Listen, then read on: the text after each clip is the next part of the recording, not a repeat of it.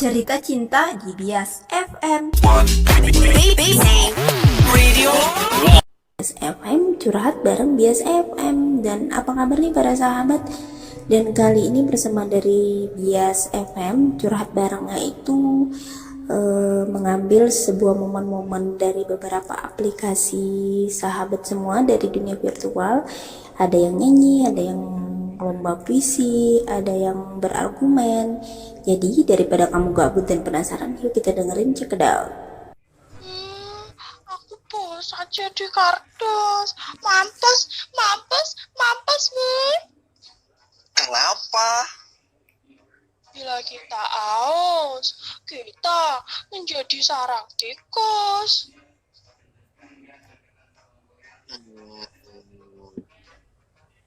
Lalu, kenapa? Kita harus berubah, woy. Berubah? Berubah bagaimana? Tuh, lihat tikus-tikus itu, woy. Iya. Itu.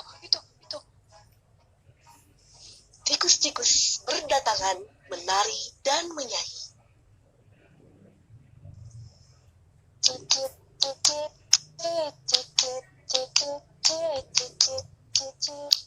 Kamilah tikus-tikus berjalan beriringan.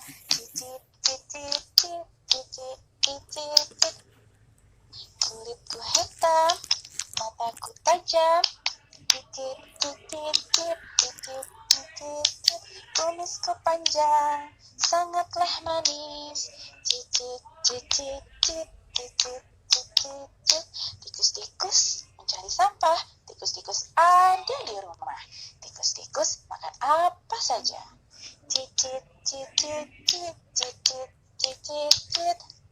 Long life tikus. Yo, mesti long life. Saksikanlah kami, para tikus, hidup bebas di mana saja, di hutan, di tempat sampah, bahkan di rumah-rumah mewah. Hidup tikus. Hidup tikus, hidup. Long life tikus. Hidup tikus. Kami juga tidak pernah manja. Kami bisa makan apa saja. Mulai dari soto, tahu campur, sampai permen sugus. Tikus-tikus kembali bergerak dan bernyanyi. Mampus, tikus-tikus menuju kemari. Mampus, woy. Pasti mereka mau beranak pinak. Nasib berburu kadus adalah menjadi sarang persalinan tikus. Ayo, kita lari. Kadus-kadus berusaha berlari, namun tidak secepat tikus-tikus. Tikus-tikus telah menguasai kadus-kadus. Tikus-tikus menggigit kadus-kadus sambil bernyanyi. Tikus-tikus makan kardus, kardus sarang tikus. Tikus-tikus makan kardus, kardus sarang tikus. Sebelum hancur, mari kita berdoa pada Tuhan. Tuhan berjanji akan mengabulkan doa orang yang teraniaya.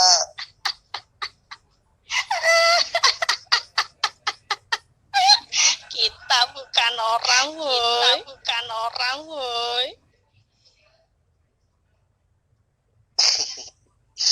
Siapa tahu sama.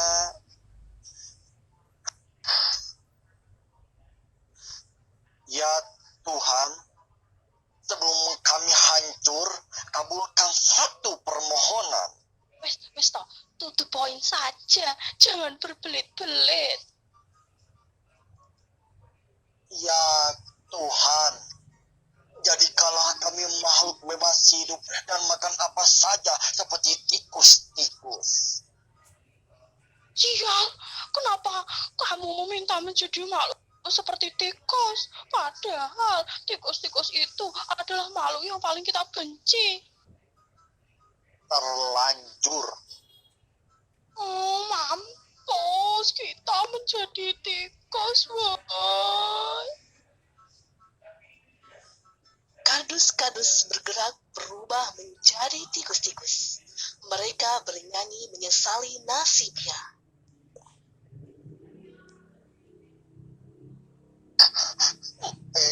Mampus. Kardus-kardus menjadi tikus-tikus. Kardus-kardus menjadi tikus-tikus. Kardus telah berubah menjadi tikus.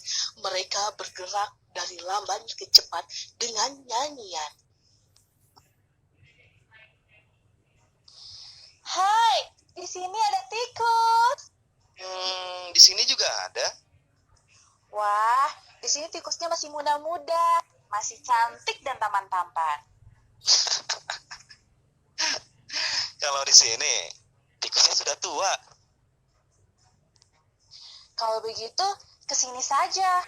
Siapa tahu ada yang naksir kita. It's good idea. Ayo kita ke sana. Ke tempat tikus-tikus yang cantik dan tampan-tampan. Ayo, Ayo. Tikus-tikus bergerak menuju ke tempat yang dituju.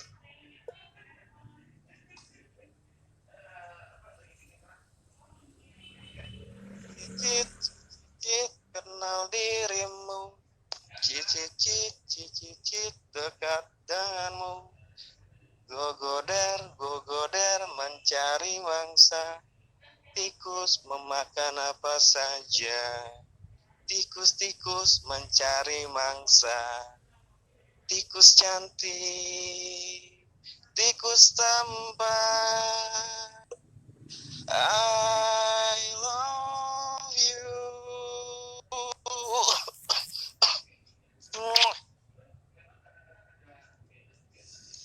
Kardus tiba-tiba ketakutan. Duh, sialan. Ada kucing. Hah? Ada kucing? mana dia? Itu dia. Itu juga. Di sana juga banyak kucing. Wah, kucingnya banyak sekali. Sangat menakutkan. Ayo kita lari. Ayo. Tikus-tikus semburat berlarian.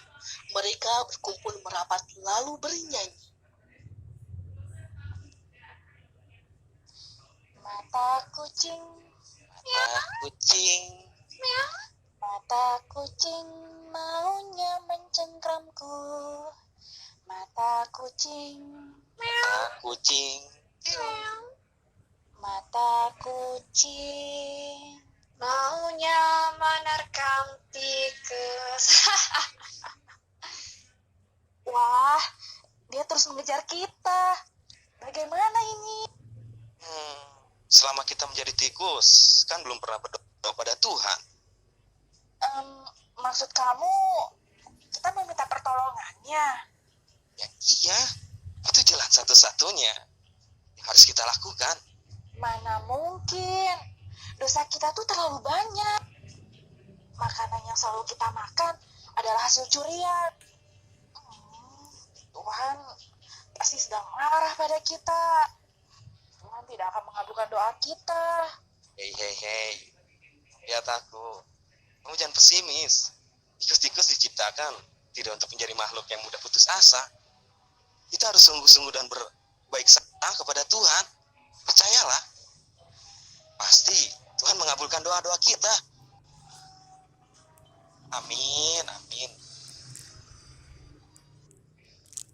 Tikus-tikus melakukan gerakan doa yang khusyuk.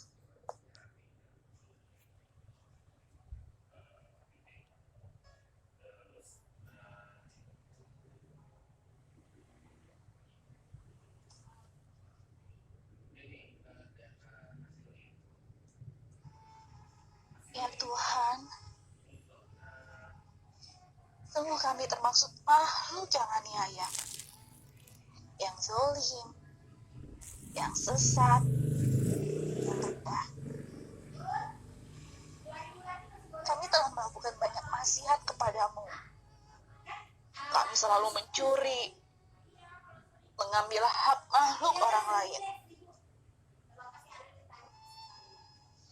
Dan yang lebih dosa lagi, hasil curian itu kami bagikan kepada teman-teman kami, saudara kami, bahkan ibu bapak kami. Ampunilah kami, Tuhan, yang telah memasukkan keluarga kami ke lembah nista, ke jalan menuju neraka. Sungguh Tuhan, bila Engkau tidak mengampuni kami akan menjadi makhluk yang rugi selamanya. Ampunilah kami, Tuhan. Ampunilah.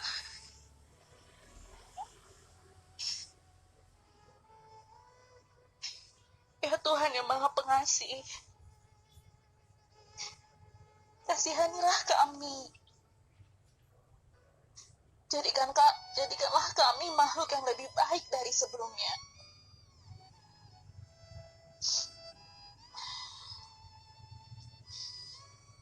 Menjadi kucing pun nggak apa-apa ya Tuhan. Ya Tuhan ya.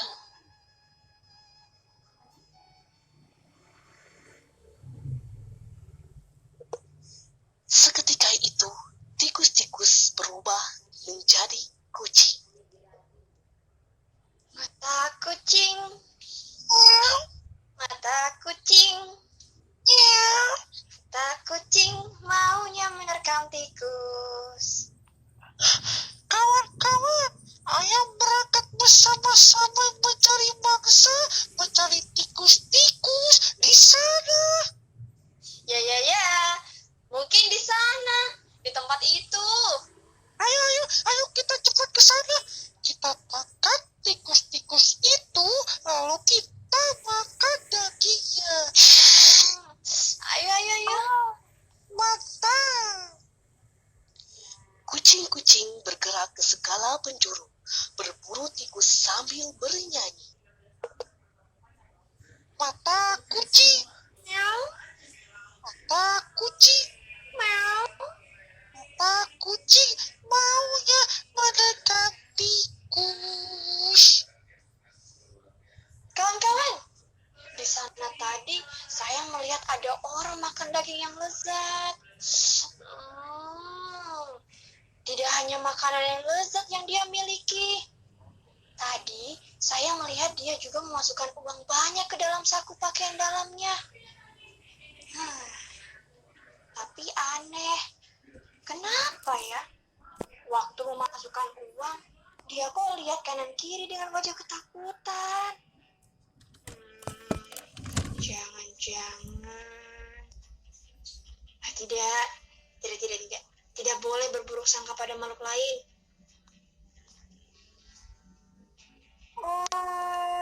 Ayo kita mendekat saja, lalu kita amati. Ayo. Kucing-kucing bergerak mengendap-endap.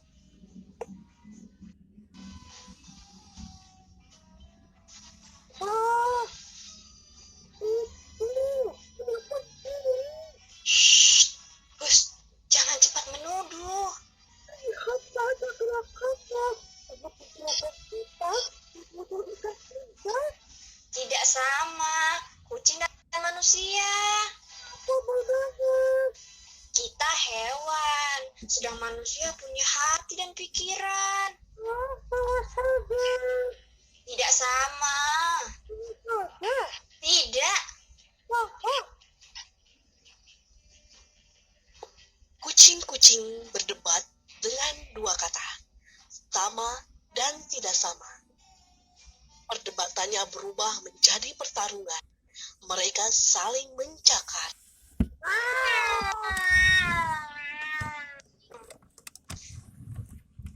Ya Tuhan, kenapa sih semua hewan punya sisi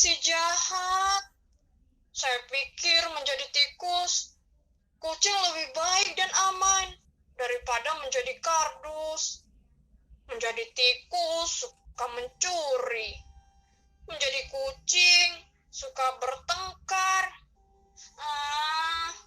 Lalu menjadi apa lagi kita ini Tuhan? Kita menjadi manusia saja. Betul, agar kita tahu sebenarnya manusia itu pencuri atau bukan. Ya.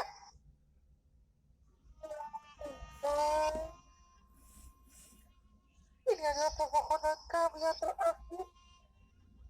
Waktunya doa. Jadi kalau kami maha tahu, maha punya hati dan akal sebagai makhluk yang kau percaya dengan khalifah. Ya Tuhan, namun kalau dia terjadi, Jangan memohon pada Tuhan menjadi manusia. apa? Saya tahu persis, manusia ternyata lebih rendah dari kucing-kucing dan tikus-tikus. Saya tadi masuk ke dalam TV, lalu TV itu berbicara. Manusia juga suka mencuri dan bertengkar. Ada Pak Nazar, Pak Udin, Bu Meli, Bu Indah, Pak Rodli, Pak Padli, Pak Haji, Pak Heru, Pak Ali, Pak Amar, Pak Her, Pak Ilham, dan lain sebagainya. Mereka semua penipu dan pencuri. Sungguh, jangan meminta untuk menjadi manusia. Di sana sini terjadi pencurian, pertengkaran, kemaksiatan, porno aksi, narkotika, tawuran antar kampung dan pelajar. Hampir semua kerusakan di bumi ini disebabkan tangan-tangan manusia. Sungguh, jangan kita berdoa menjadi manusia. Jangan sampai kita mengkhianati Tuhan Sang Pencipta.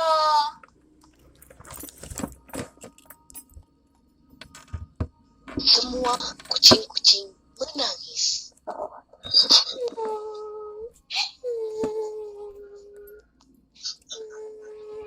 Lalu, apa yang harus kita lakukan?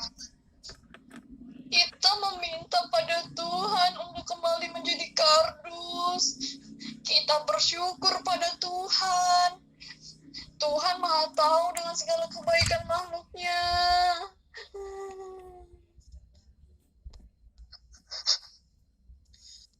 Kucing-kucing membuat formasi doa pada Tuhan dengan ungkapan bahasa kucing. Kucing-kucing berubah menjadi kardus lalu bernyanyi bersama-sama.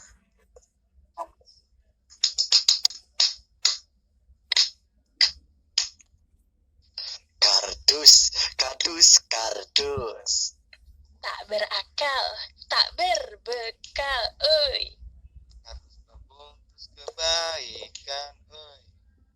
Dari debu dan kotoran kehidupan, oi. Nasib kardus bukan malah. Kardus juga makhluk Tuhan. Oi. Nasib kardus bukan Oi. berguna untuk barang kemanusiaan.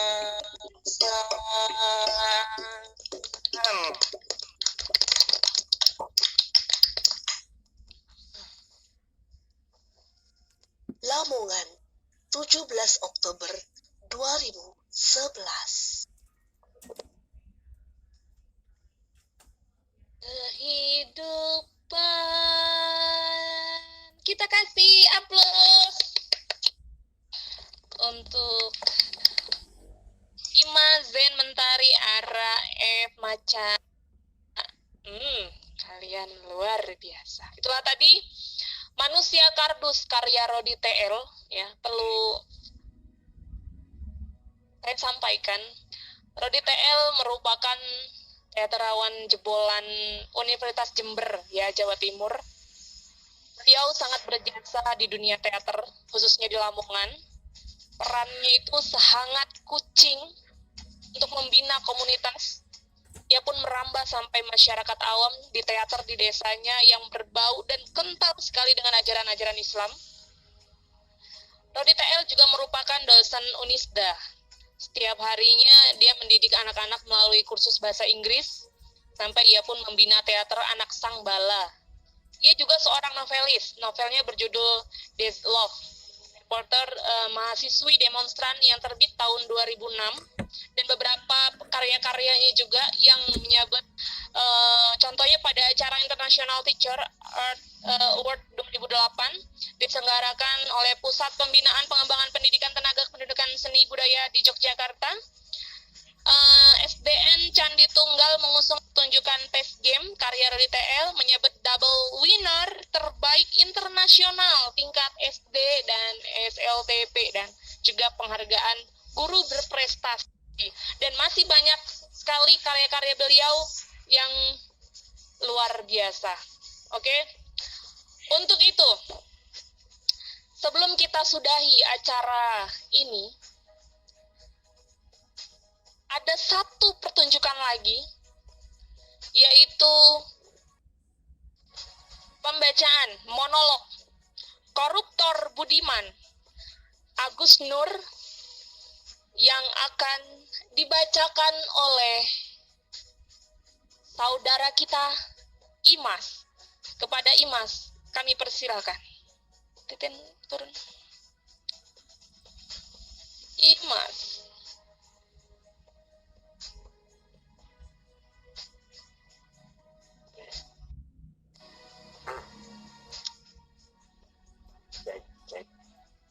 Ya, cek.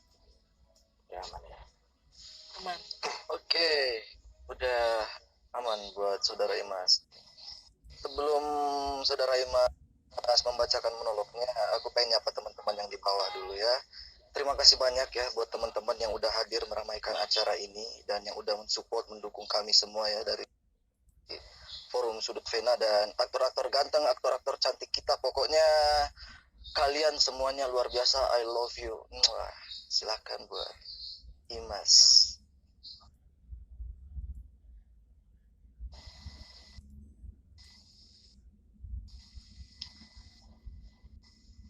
Koruptor Budiman.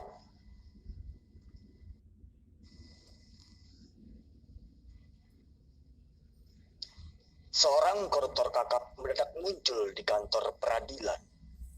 Ia menyerahkan diri minta ditangkap.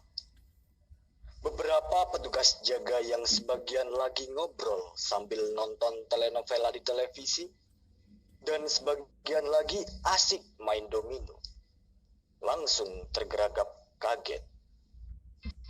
Informasi pertama datang dari Lembaga Antirasuah. Ada 5 orang yang telah dinyatakan sebagai tersangka dalam kasus dugaan korupsi bantuan sosial atau bansos masyarakat dalam rangka penanganan pandemi COVID-19 di Indonesia.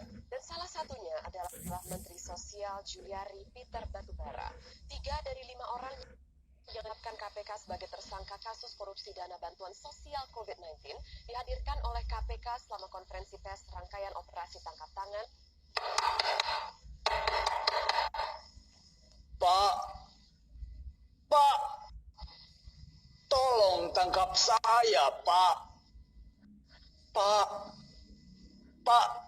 tolong tangkap saya. Saya ingin jadi koruptor yang baik dan benar, Pak. Saya ingin memberi contoh kepada rekan-rekan koruptor lain. Tak baik melarikan diri. Lebih baik duduk tenang di pengadilan. Kalau ingin sembunyi, bukankah persembunyian paling aman bagi koruptor justru ada di pengadilan? Kita gak bakalan diperlakukan macam maling ayam. Paling ditanyai sedikit basa-basi minta bagian hasil korupsi.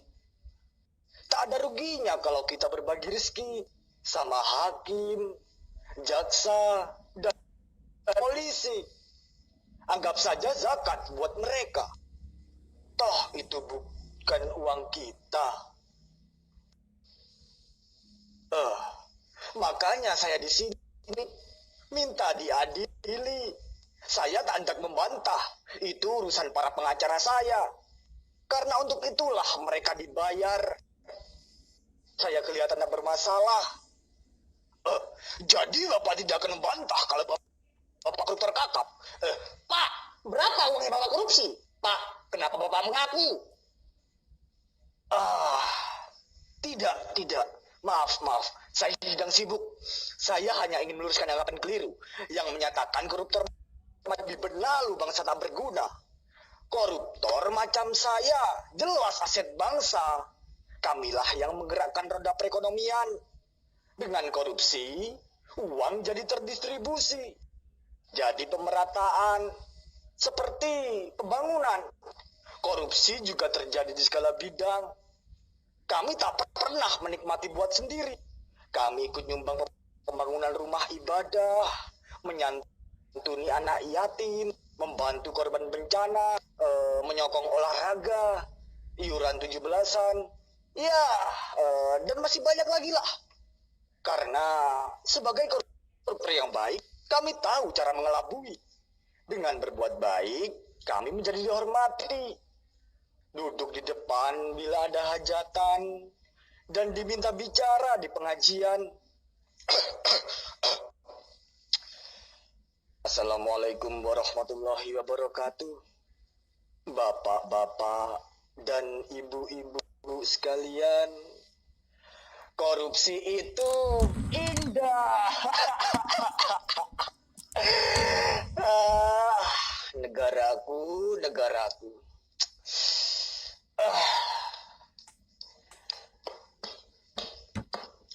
Penjarakan para koruptor, tangkap para koruptor.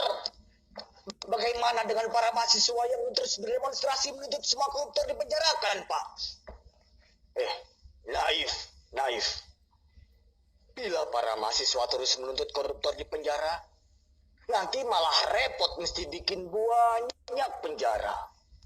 Karena 70% warga Republik ini pasti akan masuk penjara. Tidaklah itu hanya akan menghabiskan anggaran belanja negara. Percayalah, biaya memenjarakan koruptor jauh lebih tinggi ketimbang dana subsidi BBM yang dialokasikan buat mengatasi kemiskinan. Jadi, memenjarakan koruptor itu justru kontraproduktif bagi keuangan negara.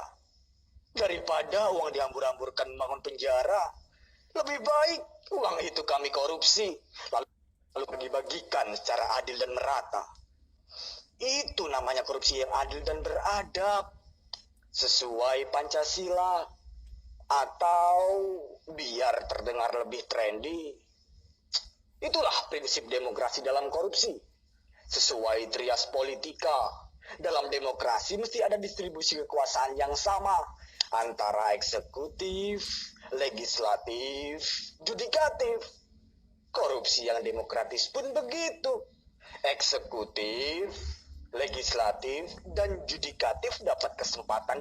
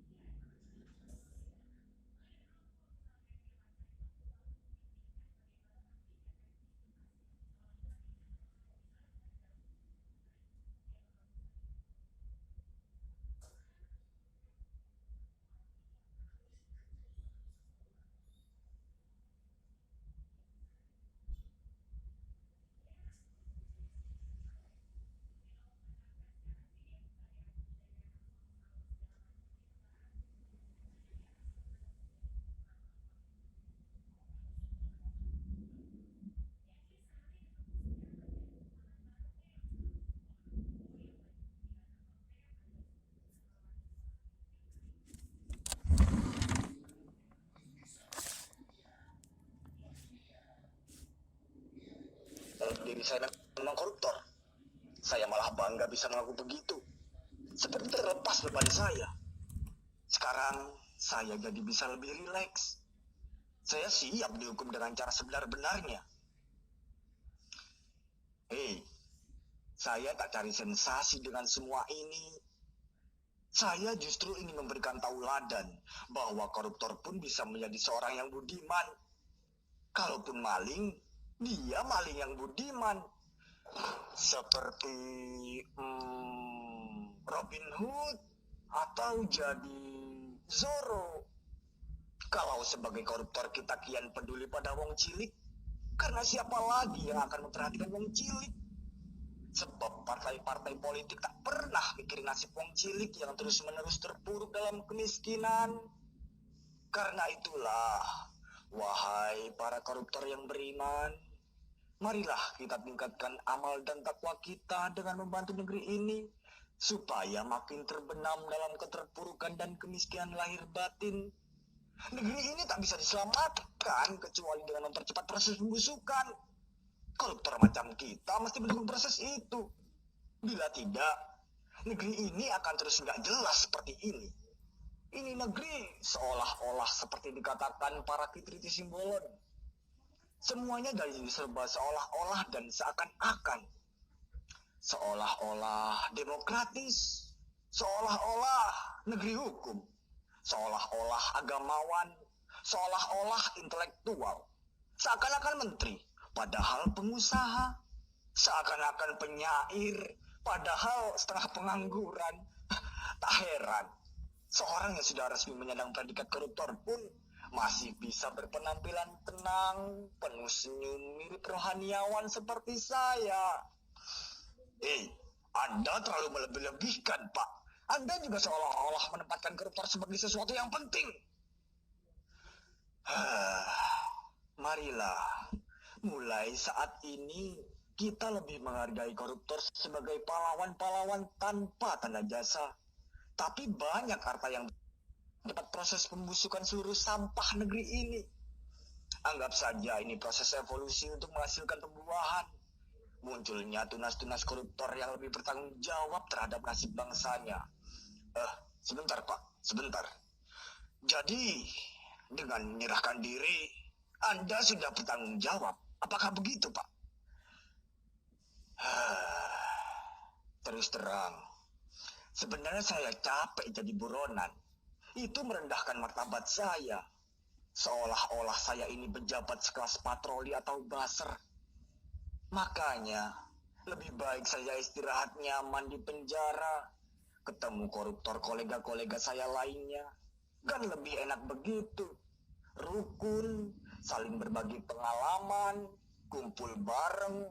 Korupsi tidak korupsi asal kumpul. Kalau semua rukun kan enak. Lihat, saya masih tetap sehat. Cuman kelihatan tambah kurang waras. Hanya saja, kadang saya tetap heran dengan para aparat kita. Kenapa masih sungkan-sungkan menangkap koruptor kakap macam saya? Ketika saya datang, mereka malah sembunyi. Barangkali para aparat hukum itu memang benar-benar percaya bahwa koruptor seperti saya ini memang aset bangsa yang mesti dilindungi. Hingga meskipun koruptor seperti saya sudah berada di dalam penjara, masih saja terus diberi keleluasaan untuk secara sistemik melakukan korupsi dengan baik dan benar, serta secara murni dan konsekuen. Monolog Koruptor Budiman, karya Agus Nur. Terima kasih. Oke, terima kasih untuk sahabat kita ya, saudara Imas. Ada kotak diambil dari Kakak Lela. Thank you Kakak Lela. Ya. Inilah akhir dari perjumpaan kita. Ini bukan akhir sih, karena besok kita akan Forum Sudut Pena akan mempersembahkan lagi ya satu buah drama audio yang berjudul Janji Senja. karya Taufan Nalisa Putra dengan penggarap Lohak Ranting dengan aktor yang gak kalah hebatnya dengan hari ini. Ada Renjana, ada G, ada Intuisi dengan penata musik Candy. Untuk sahabat-sahabat semua, besok kembali bergabung dengan Forum Sudut Pena ya di jam 8. Di jam 8 ya titik ya. Saya Morfologi undur diri, pamit. Apabila ada salah kata, saya mohon maaf. Dan kepada teman-teman semua, saya ucapkan terima kasih. Saya akhiri. Wassalamualaikum warahmatullahi wabarakatuh.